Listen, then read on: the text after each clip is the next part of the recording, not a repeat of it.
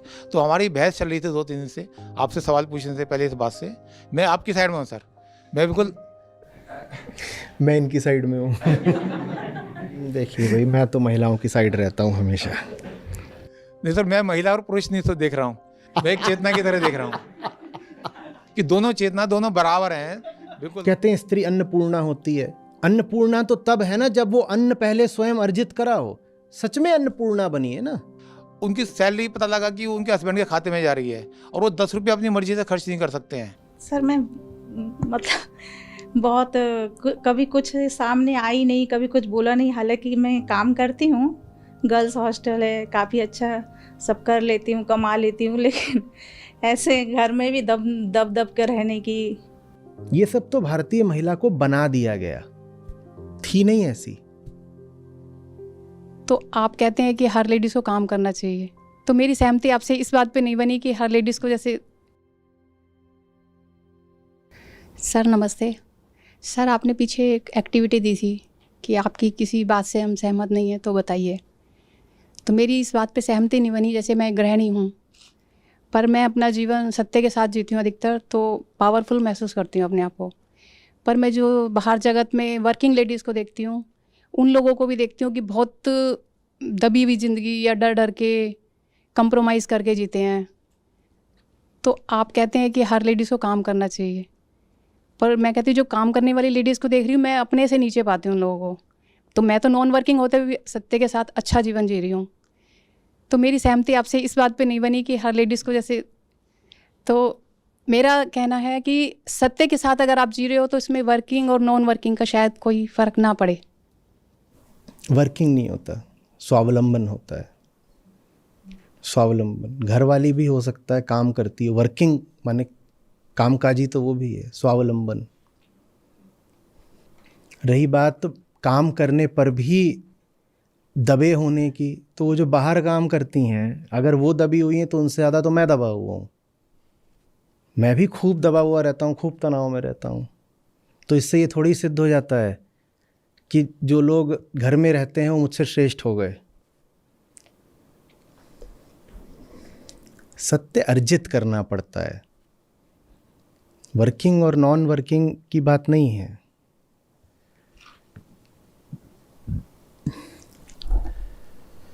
स्वावलंबन समझती हैं ना। बाकी आपको खुद देखना है, मैं इसमें क्या बताऊं। अपने जीवन के जो तथ्य हैं वो आपको स्वयं ही समझने पड़ेंगे अच्छे से। गृहिणियों का सम्मान है, मैं उसमें बहुत ज़्यादा कुछ बोलूँगा नहीं, लेकिन गृहिणी होने का तथ्य क्या है ये तो आपको खुद ही देखना पड़ेगा अपने जीवन में। जो शरीर है ना, ये शरीर भौतिक है और इसको चलाने के लिए भौतिक संसाधन चाहिए होते हैं। रोटी मेटाफिजिकल तो नहीं होती ना, यह होती है। आज तक किसी ने अलौकिक पराभौतिक रोटी देखी है क्या? रोटी कैसी होती है? फिजिकल। और हर फिजिकल चीज़ पैसे से आती है। अगर शरीर ही चलाने के लिए वो जो पैसा है वो अपना नहीं है तो काहे की मुक्ति? कौन सी मुक्ति?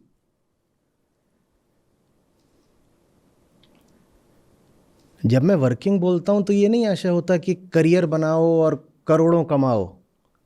मैंने बार बार बोला है कि कम से कम इतना तो कमाओ कि अपनी रोटी खुद खाओ। और मुझे बहुत अभी ये बोलते हुए संभल के कहना पड़ रहा है, क्योंकि मैं बोलूँगा तो गृहिणियाँ आहत जल्दी हो जाती हैं। आपको नहीं कह रहा हूँ, सामान्यतया। तो कहेंगे हम भी जो घर का काम करते हैं उससे भी तो हम भी तो कमाते ही हैं, उस काम की भी तो वर्थ है ना, वैल्यू है। तो मैं कहता हूँ अच्छा एक बात बताओ, आप जो लाइफस्टाइल मेंटेन कर रहे हो वो कितने की है? तो वो निकल के आता है वो महीने के 1.5 लाख की है कम से कम। सारे जितने खर्चे हैं मिला लो, जिस घर में रह रहे हो उस घर में रहने का किराया ही न जाने कितने हज़ार है। तो फिर मैं पूछता हूँ अच्छा आप जो फिर घर में काम करते हो उसकी क्या वैल्यू है? तो उसका ईमानदारी से जब आकलन असेसमेंट होता है तो पता चलता है वही काम अगर किसी और से कराएं तो 5-10-15 हज़ार में हो जाएगा। तो ये मामला बराबरी का तो नहीं बैठा ना। मुझे माफ़ करिए बुरा लग रहा हो। आप जो लाइफस्टाइल एंजॉय कर रहे हो वो महीने के 1,00,000-1,50,000 से नीचे की नहीं है। आप घर में जो काम कर रहे हो वो 5-10-15 हज़ार का है, और उसका प्रमाण ये है कि लगा लो किसी बाहर वाले को, उतने में वो काम कर देगा। तो फिर ये बात असम हो गई ना, विषम हो गई, बराबरी की नहीं बैठी। फिर मुक्ति थोड़ा पेचीदा मसला हो जाता है कि नहीं हो जाता। और ऐसा नहीं कि वो जो बैलेंस है उसका आप भुगतान करते नहीं, भुगतान तो सबको करना ही पड़ता है, पर दूसरे खाते से होता है फिर भुगतान। अगर महीने के 1,00,000 की आपकी लाइफस्टाइल है और जो आप काम करते हो वो मुश्किल से 10,000 का है, तो जो 90,000 है उसका भी भुगतान तो आप कर रहे हो, पर दूसरे खाते से कर रहे हो। मैं नहीं चाहता उस दूसरे खाते से भुगतान करो। मैं चाहता हूँ मामला सब नंबर 1 के लेन देन का हो। जब नंबर 1 में नहीं लेन देन होता तो किस खाते से होता है? नंबर 2 वाले खाते से। ये काला धन अच्छी बात नहीं होती ना। ज़्यादा बेहतर ये है कि सब कुछ नंबर 1 में ही लेन देन हो। यही कह रहा हूँ मैं कि 1,00,000 का अगर आपका भोग है तो 1,00,000 चुकाओगे तो है ही। ब्लैक मनी में क्यों चुका रहे हो? वाइट में चुकाओ ना सब। आप समझदार हैं, आप समझ रहे हैं मैं क्या बोल रहा हूं। वाइट में क्यों नहीं भुगतान करते इज्जत के साथ? ब्लैक में करोगे तो छुपा छुपा के करना पड़ता है, मानना भी नहीं पड़ता समाज के सामने कि ऐसे भुगतान किया है। जो ब्लैक में आपने पैसा दिया किसी को बता सकते हो?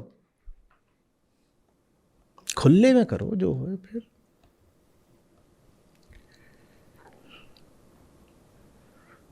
आहत कर रहा हूं तो क्षमा करिएगा, मेरा कोई इरादा नहीं, और हो सकता है मैं पूरी तरह गलत हूं। मैं गलत हूं तो मैं स्वीकार करने मुझे कोई शर्म नहीं है, मैं गलत हूं, क्योंकि आपकी बात है, आपका दिल ही जानता है सच्चाई क्या है उसकी।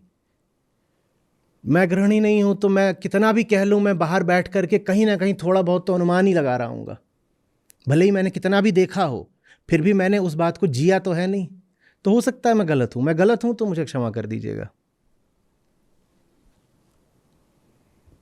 पर मुझे जो लगता है वो मैंने बता दिया। देखिए, ये बहुत बार पहले भी बोला है, फिर बोले देता हूं, there are no free lunches. इस जगत में कोई बहुत स्वार्थी हो सकता है, कोई कम स्वार्थी हो सकता है, पर सब रिश्ते स्वार्थ के होते हैं, ये नियम है। तो कोई आपको बैठा करके 1,00,000 की लाइफस्टाइल मुफ्त में नहीं देगा। आप भुगतान तो कर ही रहे हो। ये आपने जो अपने लिए एक स्वार्थवश कल्पना महल बना रखा है ना, कि वो तो मुझसे सब इतना प्रेम करते हैं कि मुझे फ्री में सारी लग्जरीज दे रहे हैं, या जो भी मुझे दे रहे हैं। कोई किसी से प्रेम के नाते कुछ नहीं देता। प्रेम तो सिर्फ ये जानते हैं या तो संत या तो ज्ञानी। पति पत्नी कहां से प्रेमी हो जाते हैं भाई? पति पत्नी में तो रिश्ते की शुरुआत ही स्वार्थ से होती है। आप जब लड़की देखने जाते हो, ये देखने जाते हो किसका कल्याण कर दूं, शुरुआत ही स्वार्थ से होती है कि दिखने में कौन सी बढ़िया है, भोगने में कौन सी बढ़िया है। लड़की तो विशेषकर ऐसे ही देखी जाती है कि भोगने में मस्त रहेगी कि नहीं रहेगी। शुरुआत ही स्वार्थ से है। लड़की भी यही देखती है, कमाता है कि नहीं कमाता। आप किसी निठल्ले बेरोजगार से शादी करोगी क्या? करोगी? एकदम ऐसे ही घूम रहा है वो, कुछ नहीं, ना अता न कमाने का, ना कहीं कुछ बसने का, करोगी? आप भी स्वार्थ देख के ही विवाह करती हो। जब शुरुआत ही स्वार्थ से हो रही है तो आगे भी स्वार्थ ही चलता होगा ना। तो कोई आपको घर बैठा के मुफ्त क्यों खिला रहा होगा, पागल? कि खिला सकता है कोई किसी को घर बैठा के? पर सबको यही मानना है, नहीं तो मुझसे तो इतना प्यार करते हैं कि मुझे फ्री में सब दे देते हैं। हाय रे, फ्री लंच क्या, फ्री डिनर भी मत लो। ये जो डेट वगैरह पे जाते हो, अब ये बात आपसे नहीं, जो बाकी कम उम्र की महिलाएं हैं उनसे बोल रहा हूँ, लड़कियां मिलने जुलने भी जाओ साधारण, तो वहां भी अपना पैसा खुद चुकाओ, किसी से 1 रुपया मत लो। देने की क्षमता रखो, बल्कि अपना भी दूंगी और तुम्हारा भी दे दूंगी, ले लो। 1 रुपया नहीं लेना है किसी से, न पति से, न प्रेमी से, न पिता से, किसी से नहीं लेना 1 रुपया। पर ये बड़ी बुरी आदत पाल ली है, खासकर भारत में हमने, दुनिया भर में है, भारत में थोड़ी ज्यादा है, कि लड़की माने ले लेगी, ले लेगी। कोई तुम्हें काहे को देगा कुछ मुफ्त में। अभी एक का आया, बंदे का, लड़के का, वो बोला आप इतना ज़्यादा इनका स्त्रियों का पक्ष लेते हैं, आपको पता है मेरे घर में क्या चल रहा है। मैंने कहा क्या। बोल रहा है आप ऐसे बोलते हो जैसे लड़के दहेज के लोभी होते हैं। मेरी बहन का ब्याह हो रहा है और वो लगी हुई है कि ज़्यादा से ज़्यादा दहेज दो। बोले आप हर बार ऐसे दिखाते हो जैसे लड़के ही बिल्कुल कुत्ते होते हैं और उनको दहेज चाहिए, लेकिन मामला उल्टा है। मेरी बहन की शादी हो रही है और मेरी बहन ने अभी घर में क्लेश कर रखा है कि ज़्यादा से ज़्यादा दहेज दो। मैंने कहा क्यों। बोलती है, वो कहती है ऐसे ही तो मेरी इज्जत बढ़ेगी ससुराल में।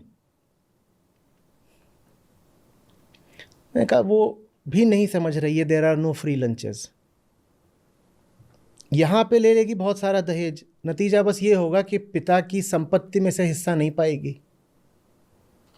और ये खूब होता है, दहेज दे दिया, अब तुझे संपत्ति में हिस्सा क्यों चाहिए। तो ले दे के मुफ्त तो आपको कुछ भी नहीं मिला ना।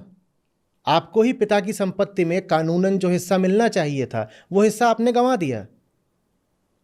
जब आप वो हिस्सा मांगोगे तो भाई लोग कहेंगे ये जो हिस्सा है ये सारा तो तू पहले ही ले जा चुकी है अपने दहेज में, अब काहे को मांगने आई है। मुफ्त तो कुछ भी नहीं मिलता इस दुनिया में। ये भ्रम आपने क्यों पाल लिया कि कोई भी आपको मुफ्त में कुछ दे देगा। बहुत खुश हो जाते हो लेकिन गिफ्ट मिल गया मुफ्त का, अरे मत लो। और अगर ले रहे हो तो उतने का ही फिर वापस भी दे दो। तूने इतने का दिया, इतने का वापस भी ले ले।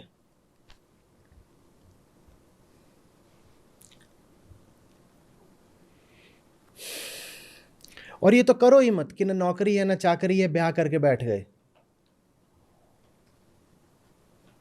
मैं कैरियरबाजी करने को नहीं बोल रहा हूं, मेरी बात सूक्ष्म में थोड़ा समझिएगा। मैं नहीं कह रहा हूं कि आप जा करके किसी बैंक में वाइस प्रेसिडेंट बने ज़रूरी है। मैं उस होड़ में पढ़ने को नहीं कह रहा हूं। स्वावलंबन दूसरी बात होती है ना, फाइनेंशियल इंडिपेंडेंस, मैं उसकी बात कर रहा हूं। और उसके लिए बहुत नहीं कमाना होता, उसके लिए बस इतना कमाना होता है कि अपने साधारण खर्चों के लिए मैं किसी पर आश्रित न रहूं। ये 2 चीज़ें हैं जो जुड़ी हुई हैं एक दूसरे से और दोनों को खत्म होना चाहिए, एक डावरी और एक एलिमनी। और दोनों बहुत ही घटिया चीज़ें हैं और दोनों में ही स्त्रियों का ही पतन है। दहेज में भी स्त्री ही गिर रही है और अब पति से नाता तोड़ दिया फिर भी पति के ही टुकड़ों पर जी रही हो, ये भी कितनी घटिया बात है ना। एलिमनी, जिससे रिश्ता तोड़ दिया अब उससे पैसे भी क्यों लेने हैं, क्यों लेने। रिश्ता था फिर तब भी कुछ स्वीकार कर सकते थे, अब तो एकदम ही तुमसे कुछ नहीं ले सकते, 1 रुपया भी नहीं ले सकते। अब रिश्ता नहीं है भाई। अपनी खुददारी की कुछ बात होती है कि नहीं होती है, लेकिन आदत लग गई है लेने की। और मैं कह रहा हूं ले आप सकते नहीं, दुनिया में कुछ भी मुफ्त मिलता नहीं, बस आपको पता भी नहीं होता आप भुगतान कहां से कर रहे हो। अच्छा, और बिल्कुल ऐसा बहुत बार होता है कि जो स्त्री थोड़ा बाहर निकलती है, कामकाजी बनती है, उसकी हालत बाहर से ज़्यादा खराब नज़र आती है। मैं मानता हूँ बिल्कुल ऐसा होता है। शुरुआत में ऐसा ही लगेगा क्योंकि वो बाहर का भी संभालती है, घर से भी वो जिम्मेदारियाँ कोई मुक्त तो हो नहीं जाती, तो वो दूने दबाव में नज़र आती है। उसका चेहरा आप देखोगे जुड़ा हुआ चेहरा होगा बिल्कुल, दफ्तर का भी दबाव, घर का भी दबाव, और उसकी तुलना में आप गृहिणी का चेहरा देखोगे तो ज़्यादा शांत लगेगा, ज़्यादा संतुष्ट लगेगा, ज़्यादा सुसज्जित भी लगेगा, क्योंकि उसके पास समय है सज्जा वगैरह करने का। जो कामकाजी महिला है उसका तो आप उजड़ा चमन नहीं पाओगे। लेकिन इससे ये अर्थ नहीं हो गया कि जो घर में है गृहिणी वो अनिवार्यतः बेहतर स्थिति में है। काश कि ऐसे निस्वार्थ पति होते जो पत्नियों को निस्वार्थ भेंट दे रहे होते। अगर ऐसे हो तो कोई बात नहीं, हो सकता है आप अपवाद हो, आपको ऐसा कोई देवतुल्य पति मिल गया हो, फिर तो मैं कुछ नहीं कहता। मैं कहता हूं मिले, सबको मिले, सब देवों को देवियां मिले, सब देवियों को देव मिले। लेकिन ऐसा होता नहीं है ना बाबा, कोई किसी को मुफ्त कुछ नहीं देने वाला। देता है कोई? फिर बल्कि कोई आपको कुछ दे और पैसे बता के दे तो गनीमत मानिए। ये सौदा खरा खरा है, जैसे दुकान में होता है, ये रहा माल, हाँ जी कितने का है जी, 550 रुपये, ठीक। यहाँ बेईमानी नहीं हो रही है, माल भी दिया और दाम भी बता दिया। बिल्कुल चौकन्ने हो जाइए जब कोई कहे ये ले लो और आप कहें दाम, तो गैर जी दाम की क्या ज़रूरत है, वो अब आपसे 550 नहीं 5000 वसूलेगा। उसको पता है दाम ना बता के 550 से ज़्यादा मिलेगा, इसीलिए वो 550 वाला दाम बता नहीं रहा है। जो दाम ना बताए उससे तो बहुत सतर्क हो जाना चाहिए। कोई दाम ना बताए तो एकदम रख दीजिए, कहिए नहीं चाहिए अपने पास। और अगर देना चाहते हो तो जो सही सही दाम है बता दो, लिखित में बिल काटो और नंबर 1 में उसका भुगतान लो। पहले 10-1 साल पहले अद्वैत में एक काम करती थी, बड़ी हंसोड़ थी, बंगाल से। तो एक दिन वो हंसते हुए बोलती है, half of my friends have been led for a masala dosa. Half of my friends have been led for a masala dosa. माने एक मुफ्त का डोसा खिला दो और ये कमरे में चलने को तैयार हो जाती हैं।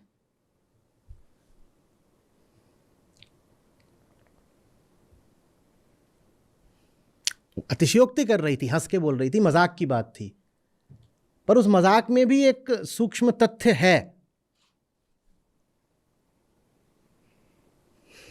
काय को मुफ्त का डोसा खाना रे,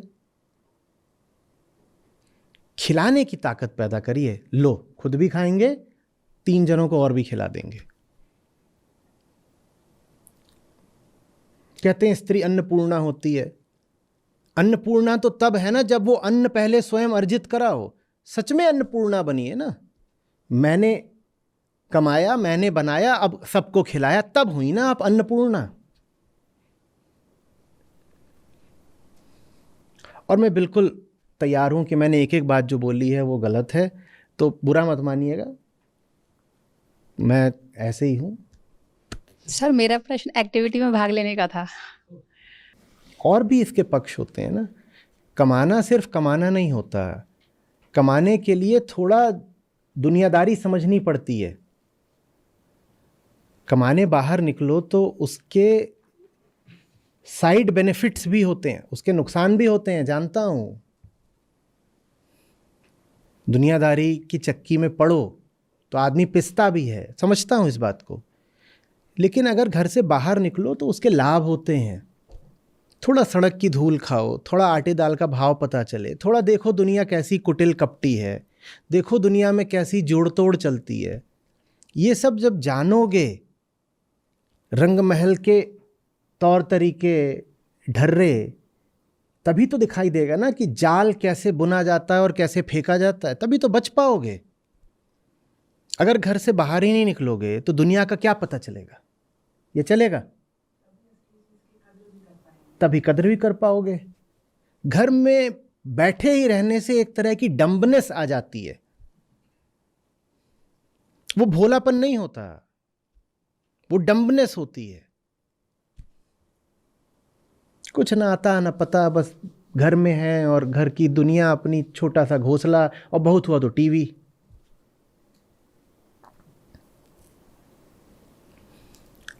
दुनिया में थोड़ा संघर्ष करना चाहिए।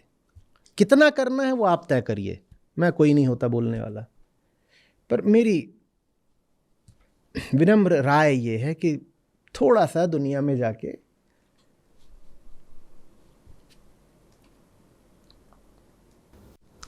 प्रणाम आचार्य जी। आचार्य जी, मैं ठीक से मतलब अपनी बात क्वेश्चन को शायद नहीं बोल पाऊँगी।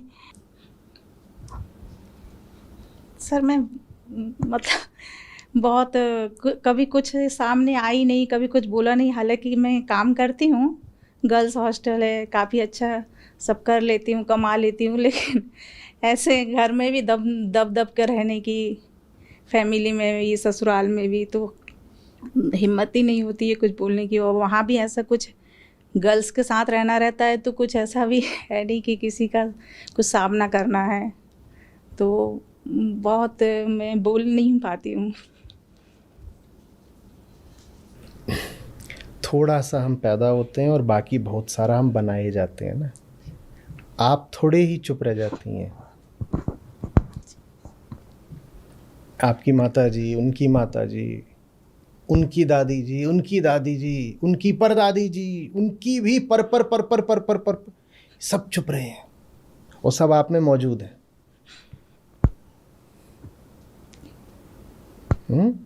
आप इतनी सी हैं और बाकी सारा इतना क्या है, अतीत, जो हमारे भीतर सर्जिकली इम्प्लांटेड।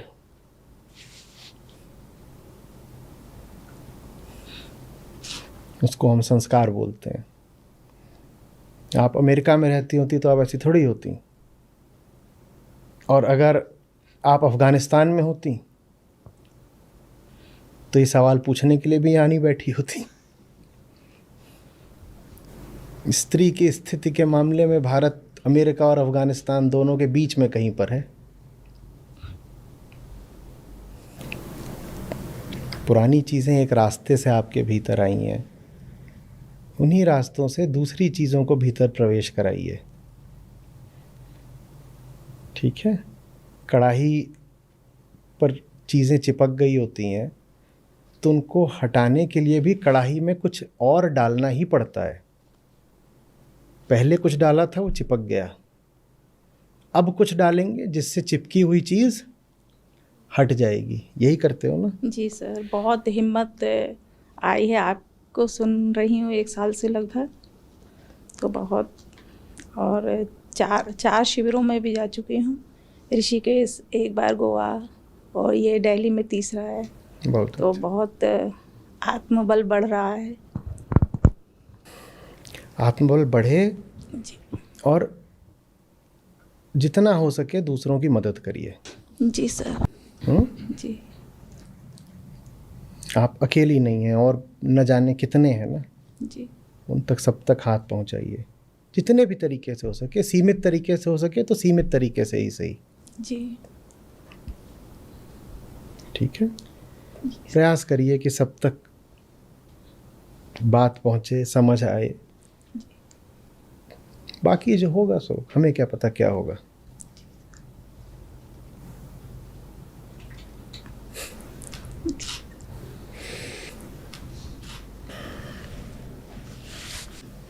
पौराणिक काल से पहले भारत में स्त्रियों की स्थिति बहुत अलग होती थी। जिसको आप आज की सांस्कृतिक स्त्री कहते हो ना, ये वैदिक स्त्री नहीं है। ये सब कुछ शुरू हुआ है भारत में 4वीं-5वीं शताब्दी के बाद से, जब से पौराणिक काल शुरू हुआ है। पहले पौराणिक काल शुरू हुआ, फिर पश्चिम की दिशा से सब आक्रांता आने लग गए। इन सब ने मिलकर वो खड़ी कर दी है जिसको आप आज की भारतीय संस्कृति बोलते हो। जो, अगर आप धर्म की ही बात करोगे तो जो भारत की वैदिक महिला है वो बहुत अलग है आज की महिला से। रुख रवैये में, चाल ढाल में, वेशभूषा में, ज्ञान में बहुत खुला हुआ देश था भारत, बहुत बहुत खुला हुआ देश था भारत। ये सब चीज़ें कि स्त्री बोल नहीं सकती, जान नहीं सकती, काम नहीं कर सकती, ताकत नहीं रख सकती, अधिकार नहीं मांग सकती, ये सब तो 3 जगहों से आया है। भीतर से देखो तो पुराणों से, जिसको आप स्मृति शास्त्र बोलते हो पूरा। हमने एक बार इस पर विस्तार में बात करी थी कि श्रुति और स्मृति, याद है? तो ये आया है स्मृति शास्त्र से, जो कि वेदों के बहुत बहुत बाद का है। ये भी नहीं कि 100-200 साल बाद, बहुत हज़ार साल, 2000 साल बाद का है। ये आया है स्मृति शास्त्र से, जिसमें ये सब आपकी स्मृतियां आती हैं और पुराण आते हैं, वहाँ से आया है भीतरी तौर पर। और बाहरी तौर पर आया है आक्रांताओं से, जो अफगानिस्तान की दिशा से, तुर्की की दिशा से, अरब की दिशा से वो अपनी संस्कृति लेके आए, और चूंकि युद्ध में वो जीते तो उन्होंने अपनी संस्कृति भारत के ऊपर भी लाद दी। और उसके बाद अंग्रेज़ आए, उनकी भी अपनी एक उस समय पे विक्टोरियन सेंसिबिलिटीज़ होती थी। उनके यहाँ भी महिलाओं को कोई बहुत ऊंचा स्थान थोड़ा ही था। बहुत सारे विकसित मुल्क हैं अमेरिका जैसे, जिनमें महिलाओं को बराबरी का हक अभी हाल में मिला है।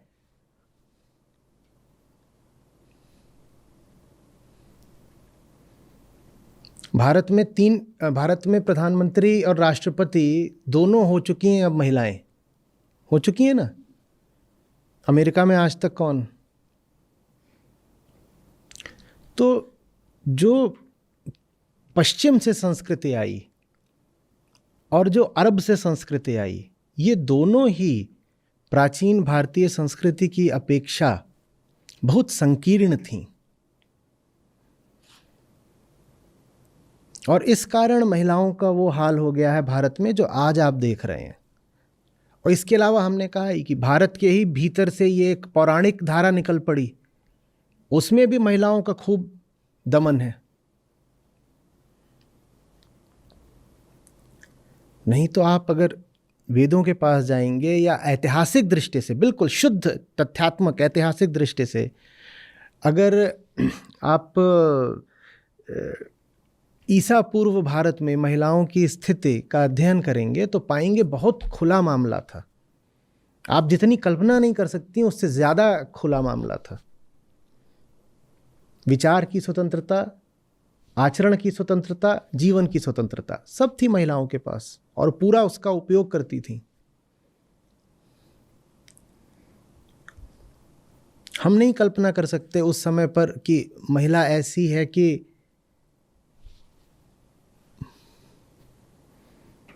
ये सब तो भारतीय महिला को बना दिया गया, थी नहीं ऐसी। इसलिए वेदांत है। वेदांत महिला को उसकी आवाज वापस लौटाता है। वेदांत महिला को महिला से ज्यादा मनुष्य बनाता है।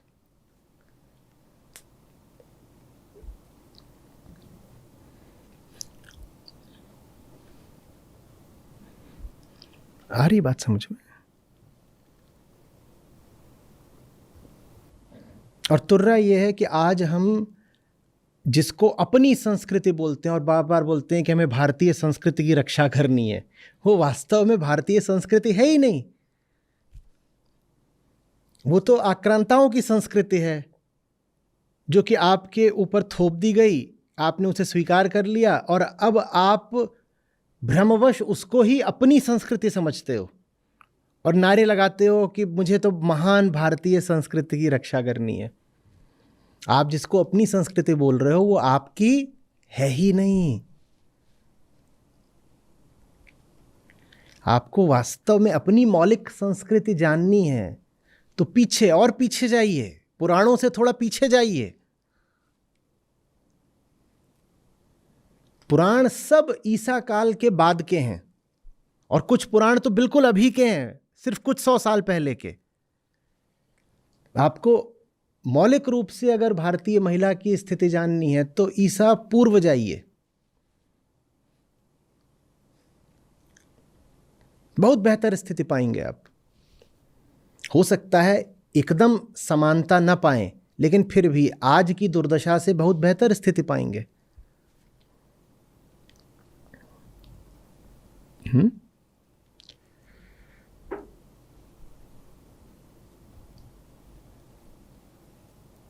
और रही सही कसर मनुस्मृति आदि ने पूरी कर दी। ये पुराण और स्मृति, ये दोनों मिल करके स्मृति साहित्य कहलाते हैं। इन्हें शास्त्र नहीं कहा जाता, ये साहित्य हैं। पुराण और स्मृति मिल करके कहलाते हैं स्मृति साहित्य।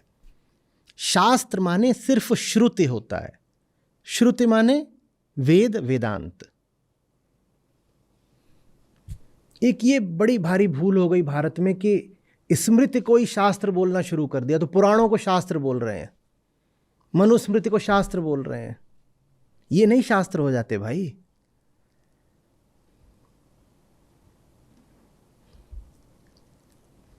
शास्त्र माने सिर्फ वो जहां बात बस आत्मज्ञान की हो रही है, अहम और आत्मा, जिसके ये प्रतिपाद्य विषय हो उसको शास्त्र बोलते हैं। जहां बात मिथ की है और समाज की है और सामाजिक नियमों की है, वो शास्त्र थोड़ी कहलाएगा।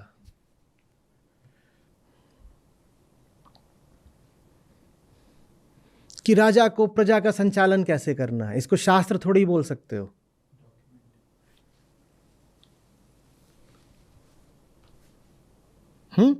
कि फलाना अपराध करने पर कैसी कैसी सजा मिलनी चाहिए, ये शास्त्र थोड़ी हो गया।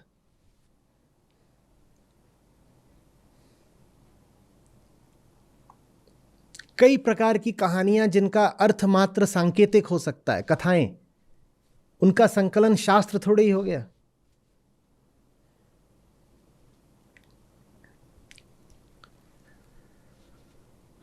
श्रुति शास्त्र है।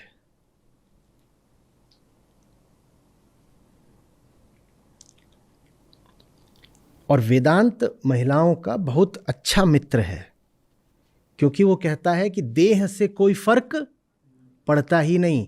आप चेतना हो जो मुक्ति की अभिलाषी है, चेतना मात्र हो आप और मुक्ति चाहिए आपको। तो आपकी आयु क्या है कोई फर्क नहीं पड़ता, आपका लिंग क्या है कोई फर्क नहीं पड़ता, आपकी जाति क्या है कोई फर्क नहीं पड़ता। ये सब बातें देह की हैं, देह से हमें कोई लेना देना नहीं। वेदांत आपको चेतना मात्र के तौर पर देखता है और कहता है आपके जीवन का एक ही उद्देश्य है मुक्ति। सब चेतनाएं हैं, सबको मुक्ति चाहिए बस।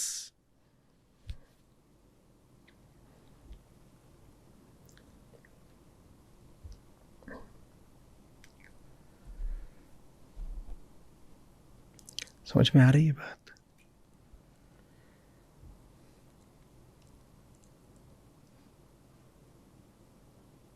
गाड़ दीजिए खूंटा तो।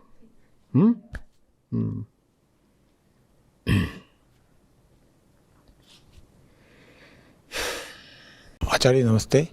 आपसे जुड़ने के बाद में मुझे लगा कि दो गलतियां मेरी हुई हैं इसमें। एक तो ये कि मुझे ये जीवन जो है आसन लाइफ के लिए नहीं है, और मैंने शादी जो करी थी आसन लाइफ के लिए की थी कि नॉन वर्किंग से कि लाइफ आसान रहेगी।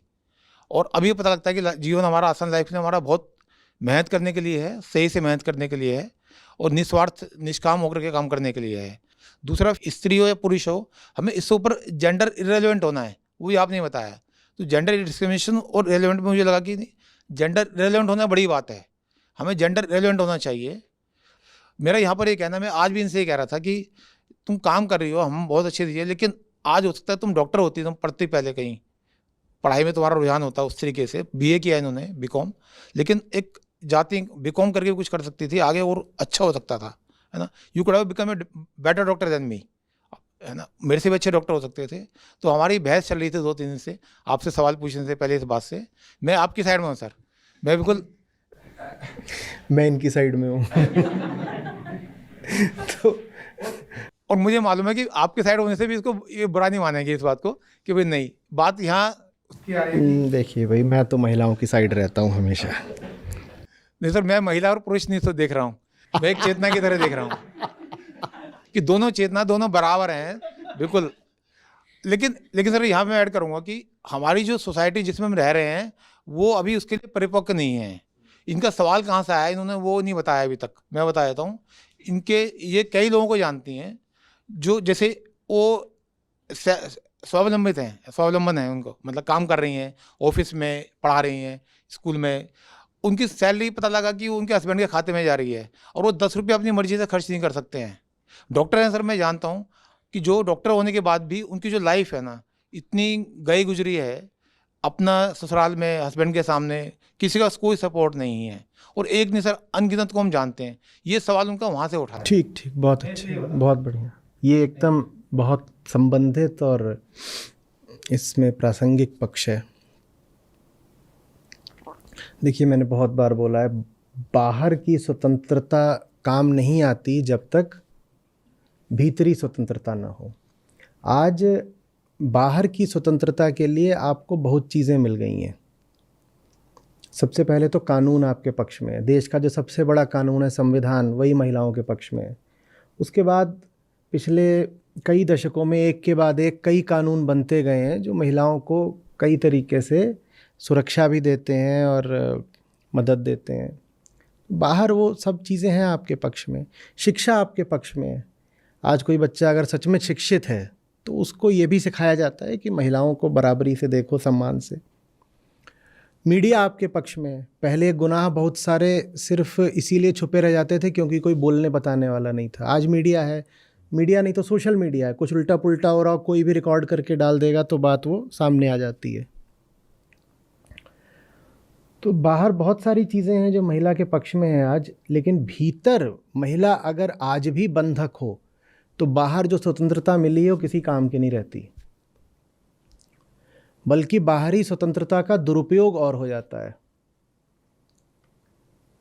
ये भी तो एक तथ्य है ना कि दहेज विरोधी और महिला उत्पीड़न विरोधी कानूनों का सहारा उठा करके बहुत सारी महिलाएं पुरुषों पर एकदम फर्जी मुकदमे डालती हैं और उनका शोषण करती हैं। बहुत सारी ऐसी महिलाएं हैं। ये इसीलिए हो रहा है क्योंकि बाहर तो आपको स्वतंत्रता का माहौल मिला, लेकिन भीतर से आप अभी भी गुलाम हो। कहीं देह के गुलाम हो, कहीं लोभ वगैरह के, वही जो 3 चीज़ें होती हैं, शरीर समाज संयोग, आप उसके अभी भी भीतर से गुलाम हो। तो बाहर की स्वतंत्रता या तो काम नहीं आएगी या फिर दुरुपयुक्त हो जाएगी। तो वो जो आप सारी बातें बोल रहे हैं कि महिला है वो काम खूब करती है लेकिन सारी तनख्वाह पति के खाते में जाती है, वो वही मसला है। बाहर तो मिल गई है आज़ादी काम भी करने की और अपना जीवन आगे बढ़ाने की, लेकिन भीतर से वो पूरी तरह गुलाम है। फिर कोई बात नहीं बनेगी, एकदम बात नहीं बनेगी। और ये हम बहुत सारी अग्रणी महिलाओं के साथ भी होते हुए देख चुके हैं कि खिलाड़ी होती हैं और उनको पूरे तरीके से मुट्ठी में रखा होता है उनके आसपास के लोगों ने। कई बार घर वाले होते हैं, पति होते हैं। अभिनेत्रियां होती हैं, उनका सारा पैसा उनके माँ बाप के खाते में जा रहा होता है और पूरा उनका जो करियर और डिसीजंस हैं वो भी घर वाले ले रहे होते हैं। तो आप हो सकता है कि एक सामाजिक हस्ती भी बन गई हो और तब भी आप भीतर से भयानक गुलाम हो। तो मैं जो बातें बोला करता हूँ, मैं उनसे बोला करता हूँ ना जो मेरे पास आते हैं। जो मेरे पास आते हैं माने वेदांत के पास आते हैं, तो मैं उनसे जो बात बोलता हूँ वो इस अनुमान पर, इस आधार पर बोलता हूँ कि वेदांत के पास तो वो हैं ही, माने आंतरिक स्वतंत्रता तो उनको अब धीरे धीरे मिल ही रही है। तो मैं कहता हूँ कि अब आप बाहरी स्वतंत्रता भी लीजिए, लेकिन जिसके पास आंतरिक स्वतंत्रता नहीं है उसको बाहरी दे दो तो वो उसके अपना और नाश ही कर लेगी, चाहे स्त्री हो चाहे पुरुष हो, कोई हो। जो भीतर से अभी गुलाम है उसको बाहर आप अधिकार दे दो तो बंदर के हाथ में तलवार। समझ रहे? तो दोनों चीज़ें ज़रूरी हैं, दोनों। बाहर के जो हक मिलने थे अब वो मिल चुके, बहुत हक मिल गए हैं महिलाओं को। पुरुष तो शिकायत करते हैं कि सारे हक महिलाओं को ही मिले हुए हैं कानून में, लेकिन भीतर से जो महिला की मुक्ति और तरक्की होनी है वो नहीं हो पाई है, वो होनी ज़रूरी है। और वो भी उन्हीं दो तरीक़ों से होगी जिसकी बात उपनिषद करते हैं, अविद्या भी चाहिए और विद्या भी चाहिए। ये दोनों जैसे जैसे स्त्री को मिलते जाएंगे वो भीतर से फिर स्वतंत्र होती जाएगी। और इसमें कोई शक नहीं कि भीतरी स्वतंत्रता बाहरी स्वतंत्रता से ज़्यादा मूल्य की होती है। जीवन में कोई ऐसी स्थिति आ भी सकती है कि बाहर आपको परतंत्र होना पड़े, होता है, लेकिन अगर आप भीतर से आज़ाद हैं तो वो समय फिर धीरे धीरे कट जाता है। लेकिन अगर बाहर जीवन भर आप आज़ाद रहे और भीतर गुलामी ही है तो सारा व्यर्थ गया जीवन। बहुत आवश्यकता है अध्यात्म की महिलाओं को, बहुत बहुत आवश्यकता है। नहीं तो ये सारा सशक्तिकरण का कार्यक्रम सब व्यर्थ है, उल्टा पड़ेगा।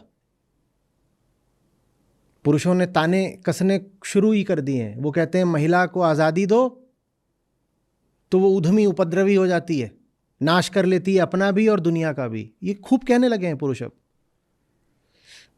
पुरुषों को ये अधिकार मत दीजिए, ऐसा मत होने दीजिए।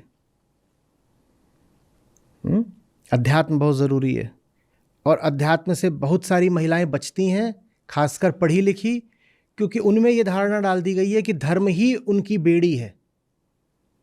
हमारी जो कॉलेज की शिक्षा है ना, वो धर्म को महिलाओं की दुर्दशा का कारण बताती है। वो यही बताती है कि महिला इतनी परेशान दबी हुई इसीलिए रही क्योंकि धर्म ने उसको कर दिया। धर्म ने नहीं करा, विकृत धर्म ने करा। महिला का शोषण विकृत धर्म ने करा। वास्तविक धर्म तो मुक्तिदाता होता है ना। तो भीतरी मुक्ति के लिए अध्यात्म बहुत बहुत ज़रूरी है। उसको आप विजडम लिटरेचर बोल दीजिए, जो भी बोलना है। आपको शास्त्र बोलना अजीब सा लगता है, पुराने ढर्रे का लगता है, तो आप विजडम लिटरेचर बोल दीजिए, बोध साहित्य बोल दीजिए, लेकिन वो चाहिए, वो सब महिलाओं को चाहिए।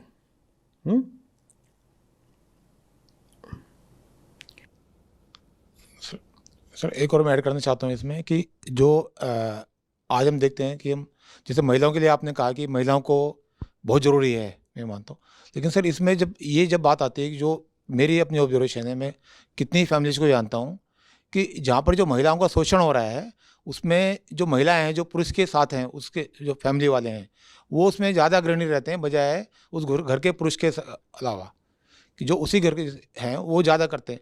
तो शायद ये वही बात आती है फिर कि सभी के लिए फिर स्त्री या पुरुष जो भी है, क्योंकि चेतना उनको भी चाहिए, चेतना फिर जो शोषण कर रहे हैं वहाँ पर। आप यही कह रहे हैं ना कि ज़्यादा शोषण घर के पुरुषों द्वारा होता है। हाँ बिल्कुल, कि जो घर के पुरुष जो शोषण कर रहे हैं वो उनसे ज़्यादा उनकी उस घर की महिला करती हैं, क्योंकि वो अब घर के पुरुष हो गई हैं बजाय घर की महिला के। वो महिला नहीं रही, देखिए ये जो पूरा पैट्रियार्किकल सिस्टम है, पितृसत्ता, ये यूं ही नहीं चला है। दुनिया की आधी आबादी तो महिलाओं की है। अगर ये सिस्टम चला है तो इसलिए चला है क्योंकि इसमें महिलाओं का भी स्वार्थ है। तो पितृसत्तात्मक सत्ता का व्यवस्था का अर्थ ये नहीं होता कि उसमें बस जो पितृदेव हैं वही फ़ायदा उठा रहे हैं, उसमें मातृदेवी भी तो फ़ायदा उठा रही हैं, और मातृदेवी ने ज़्यादा फ़ायदा उठाया है। इसीलिए पूरी पैट्रियार्की को आगे बढ़ाने में सबसे आगे तो महिलाएं ही हैं। आप अक्सर पाओगे कि महिलाओं की मुक्ति के लिए पुरुष ही ज़्यादा संघर्ष करता है और महिला को रोकने में महिला का ज़्यादा हाथ रहता है। अपवाद है बिल्कुल, कोई इसमें मैं नियम नहीं बता रहा हूँ, तर्क मत करने लगिएगा। तो जब तक महिला नहीं देखेगी कि इसमें जो अपना स्वार्थ देख रही है उसमें हानि ही है, तब तक वो यही कहेगी कि ये जो सब व्यवस्था चल रही है अच्छी ही है, चलने दो इसी सिस्टम को। इस व्यवस्था में उसको सुरक्षा मिलती है ना, वो घर की देवी बन जाती है। आगे का बाहर का जितना काम है धूल धक्कड़ का वो कौन करेगा? पुरुष करेगा। युद्ध लड़ने की जिम्मेदारी किसकी? पुरुष की। गटर में उतरने की जिम्मेदारी किसकी? दुनिया के खतरे के सारे काम करने की जिम्मेदारी किसकी? मैं महिला की दृष्टि से, जो स्वार्थी महिला है उसकी दृष्टि से बोल रहा हूं। वो कहती है बाहर के सारे झंझट पुरुष को उठाने दो ना। घर में है, घर का काम कर देते हैं तो घर में सुकून भी तो है, धूप भी नहीं है, धूल भी नहीं है। मुझे मालूम है ये तर्क ठीक नहीं है, मैं ये तर्क ये नहीं बता रहा हूं कि बहुत बढ़िया तर्क है, मैं बता रहा हूं ये तर्क दिया गया है महिलाओं की ओर से अज्ञान में।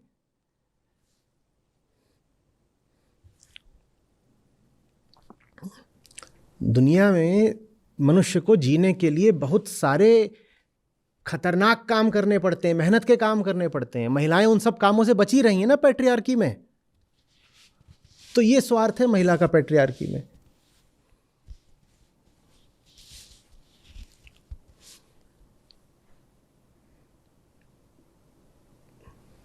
मैं कह रहा हूं ये स्वार्थ गलत है। आप बाहर के काम से बच गए हो, लेकिन फिर आप अपनी चेतना के उत्थान से भी बच गए हो। क्योंकि जो बाहर निकल के संघर्ष करेगा उसी का व्यक्तित्व तो बाहर से और भीतर से चमकेगा भी। जो घर में रहेगा वो भी संघर्ष करता है, पर वो सीमित संघर्ष है। देखो आप इस बात को मान लो, बार बार ये तर्क दोगे कि नहीं घर में हम बराबर का संघर्ष करते हैं, तो फिर मुझे कुछ नहीं कहना आपसे। बहुतों का ही तर्क रहता है कि तुम्हें क्या पता घर में कितनी मेहनत करनी होती है, मुझे कुछ फिर कहना ही नहीं। जो कभी कभी सड़क बनते हुए देखी है।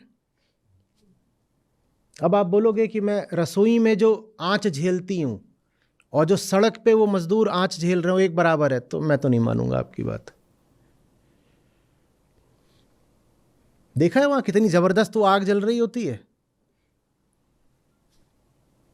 आप बोलो मेरी कड़ाही की आग और वो आग बराबर है, तो मैं अब वो आग अगर पुरुष झेलेगा तो लाभ भी पुरुष ही उठाएगा ना।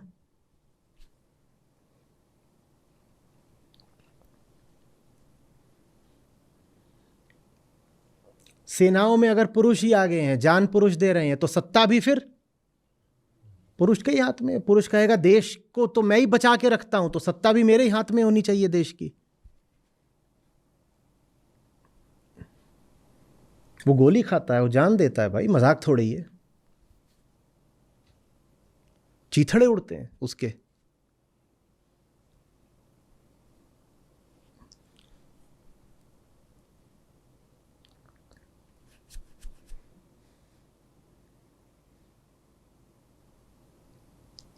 गंदा और खतरनाक दोनों ये काम है। ये जो मैन होल में, गटर में, सीवेज में उतरना पड़ता है और सफाई करनी पड़ती है, और समाज के लिए बड़ा ज़रूरी काम भी है। पश्चिम में तो मशीनें कर देती हैं, भारत में अभी भी मनुष्य करता है। मैंने तो नहीं देखा कोई स्त्री ये काम कर रही है। मैं चाहता भी नहीं कोई स्त्री ये काम करे। मैं नहीं चाहता कोई पुरुष भी ये काम करे। मैं चाहता हूँ विकास इतना हो जाए कि ये काम मशीन करे। पर मैं एक बात आपके सामने रख रहा हूँ, जब वो काम पुरुष करता है ना, तो फिर उस काम के नाते पुरुष को बहुत सारे अधिकार भी मिल जाते हैं।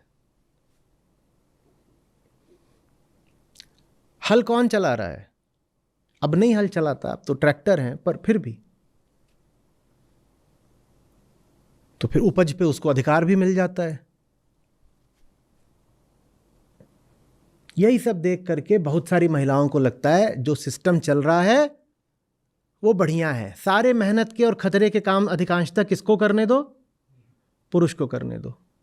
तो फिर वो घर में बेबी बन जाती हैं। अब बेबी बनना सुरक्षा की दृष्टि से तो ठीक है, पर विकास की दृष्टि से बहुत गलत है। बेबी का कभी विकास नहीं हो पाता, वो बेबी ही रहती है जिंदगी भर। 80 साल की बेबी।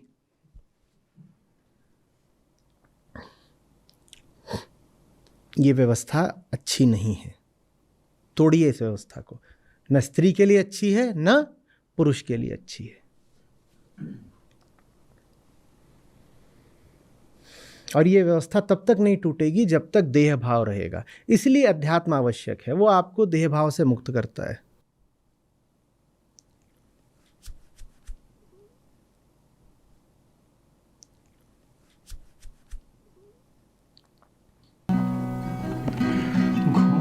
घट के पट खोल रे, तुझे पिया मिलेंगे, घूंघट के पट खोल रे, तुझे पिया मिलेंगे, घूंघट के पट खोल रे, तुझे पिया मिलेंगे, घूंघट के पट खोल रे।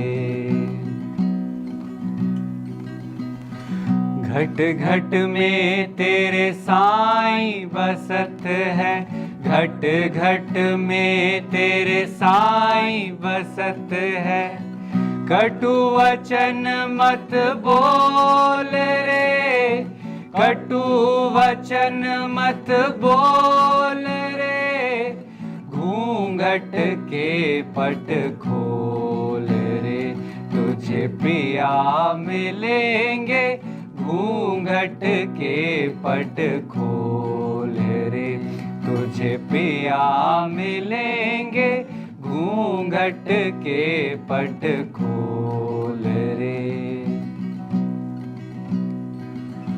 धन जोवन का गर्व न कीजे, धन जोवन का गर्व न कीजे, झूठा पंचरंग चोल रे, झूठा पंचरंग चोल रे, घूंघट के पट खोल रे, तुझे पिया मिलेंगे, घूंघट के पट खोल रे।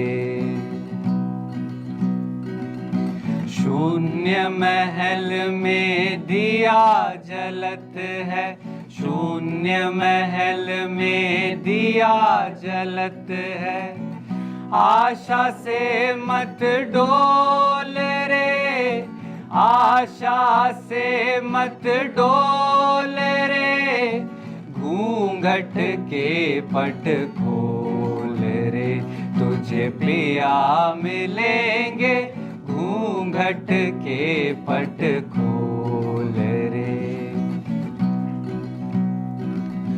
जोग जुगत से रंग महल में, जोग जुगत से रंग महल में, पिया पाए अनमोल रे, पिया पाए अनमोल रे, घूंघट के पट खोल रे, तुझे पिया मिलेंगे, घूंघट के पट खोल रे। कहे कबीर आनंद भयो है, कहे कबीर आनंद भयो है, बाजत अनहद ढोल रे, बाजत अनहद ढोल रे, घूंघट के पट खोल रे, तुझे पिया मिलेंगे, घूंघट के पट खोल रे, तुझे पिया मिलेंगे, घूंघट के पट खोल रे, तुझे पिया मिलेंगे, घूंघट के पट खोल रे। नमस्ते, जी नमस्ते। मेरा नाम लक्ष्मी शर्मा है। मैं आचार्य जी के साथ 2022 से जुड़ी हुई हूँ और गीता सत्रों के साथ फरवरी 2023 से जुड़ी हुई हूँ। और जब से मैं आचार्य जी के साथ जुड़ी हुई हूँ, मैंने बहुत कुछ सीखा। सबसे पहले खुद के बारे में जाना, खुद को देखना शुरू किया। पहले मेरी नजरें हमेशा बाहर ही देखती रहती थी, लेकिन अब मैं खुद को जानने लगी हूँ, खुद को समझने लगी हूँ, और जो भी मेरे पहले बेसिस थे उन सबको आचार्य जी ने तोड़ा, और उसके लिए मैं आचार्य जी की बहुत बड़ी आभारी हूँ। और जो आज की जो मेरी सीख है वो ये है कि समय सूचक है कृष्ण का, क्योंकि अगर अहम दुख में है, कष्ट में है, तो ये सूचना देता है कि कुछ है ऊंचा जिसकी ओर जाया जा सकता है, और उससे अलग होना ही दुख का कारण बन के हमारे सामने आ जाता है। और प्रकृति में अलग अलग प्रकार के संयोग होते हैं, लेकिन अगर हमें कृष्ण तक पहुंचना है तो हमें श्रम करना होगा, मेहनत करना होगा और जगना होगा, चैतन्य होकर आगे बढ़ना होगा। और जैसा कि आचार्य जी ने आज सत्र में बताया था कि हाड़ मास के जीवन को तोड़ना ही, उसकी परेशानियों से बाहर निकलना ही सच्चा अध्यात्म है। तो यही चीज़ आज मैं स्वामी विवेकानंद की कोटेशंस की बुक है वो रीड कर रही थी। वहाँ पर मैंने पढ़ा था कि स्पिरिचुअलिटी, अध्यात्म आपको बाइंड नहीं करता किसी सोल से, किसी पारलौकिक वस्तु से, बल्कि स्पिरिचुअलिटी जो आपके बॉन्डेजेस हैं, जो आपकी लाइफ के बॉन्डेजेस हैं, उनको तोड़ने की बात करता है। सो ये आज के मेरे सत्र की प्रमुख सीख रही हैं। जब मैं था तब हरि नहीं, अब हरि है मैं नाही। प्रेम कली अति सागरी, जामे दो न समाहि कबीरा, जामे दो न समाहि। धन्यवाद।